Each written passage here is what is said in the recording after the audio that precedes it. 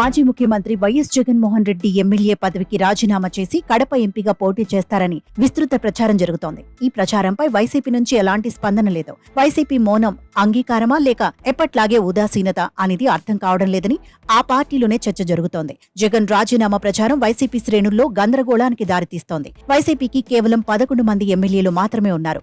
కనీసం ప్రతిపక్ష హోదా కూడా దక్కని పరిస్థితి. తనకు ప్రతిపక్ష హోదా ఇవ్వాలని స్పీకర్ అయ్యన్న పాత్రుడికి వైఎస్ జగన్ లేఖ రాసినా సానుకూల స్పందన రాలేదు. దీంతో అసెంబ్లీకి వెళ్లి చేసేదేమీ లేదని జగన్ ఇప్పటికే ప్రకటించారు. ఈ నేపథ్యంలో జగన్ కు ఢిల్లీ రాజకీయాలపై ఆసక్తి ఏర్పడిందని ప్రచారం జరుగుతోంది.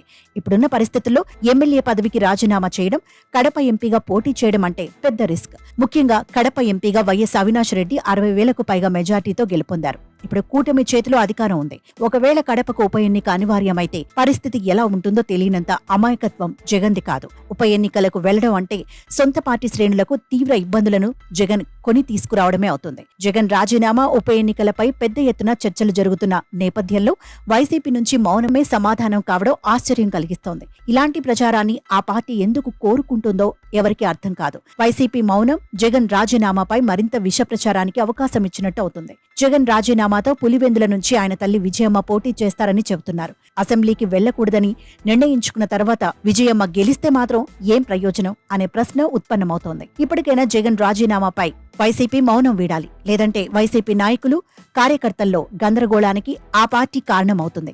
ఇది ముమ్మాటికి తప్పిదమే అవుతుంది. ప్రత్యర్థుల మైండ్ గేమ్ కు వైసీపీ మౌనం అగ్గికి ఆజ్యం పోసినట్టు అవుతుందని గ్రహించాలి. కావున జగన్ రాజీనామా ప్రచారంపై ఇప్పటికైనా వైసీపీ పెద్దలు స్పష్టత ఇవ్వాల్సిన అవసరం ఉంది.